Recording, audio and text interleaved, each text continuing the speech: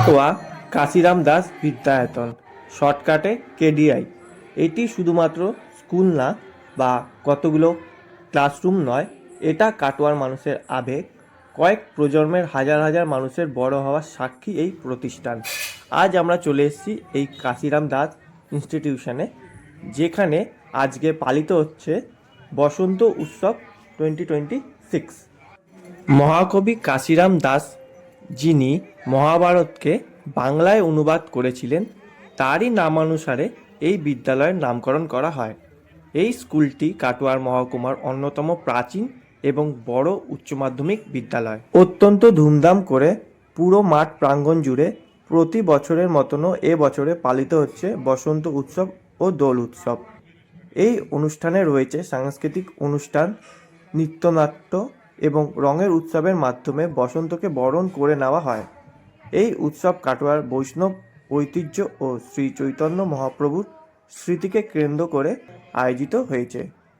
শ্রী চৈতন্য মহাপ্রভু নবদ্বীপ ত্যাগ করে গঙ্গা পেরিয়ে কাটোয়া হল শ্রী চৈতন্য মহাপ্রভুর পূর্ণভূমি। সেই পূর্ণভূমিতে দাঁড়িয়ে আমরা আজ কাটোয়া কাশিরাম দাস বিদ্যায়তনের মাঠে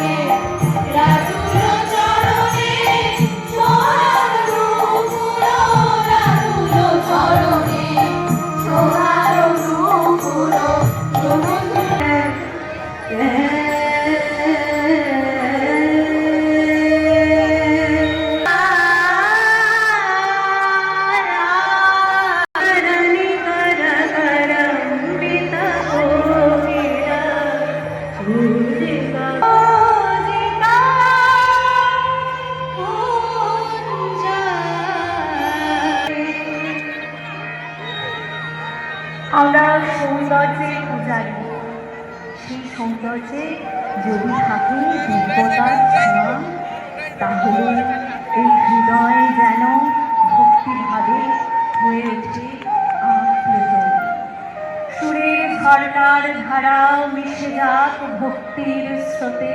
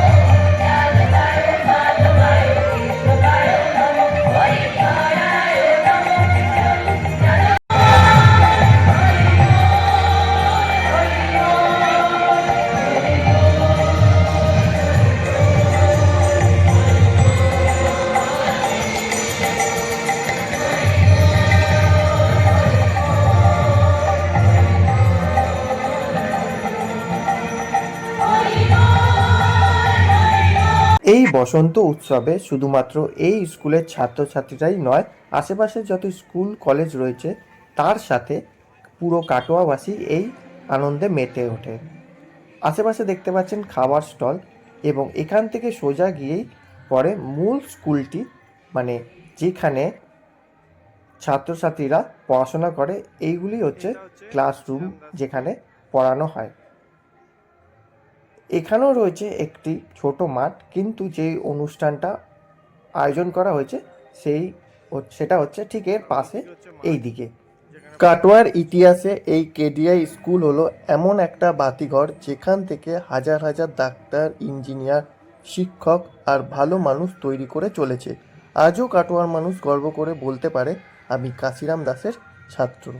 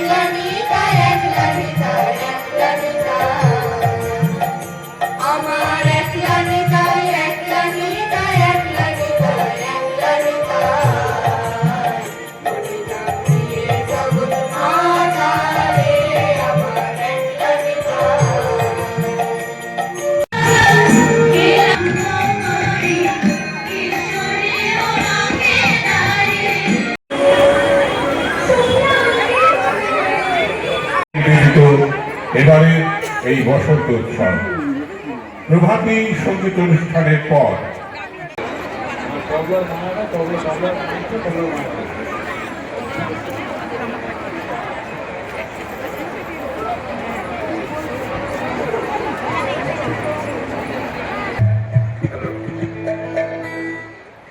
আপনারা যারা এখানে আবির মাত্র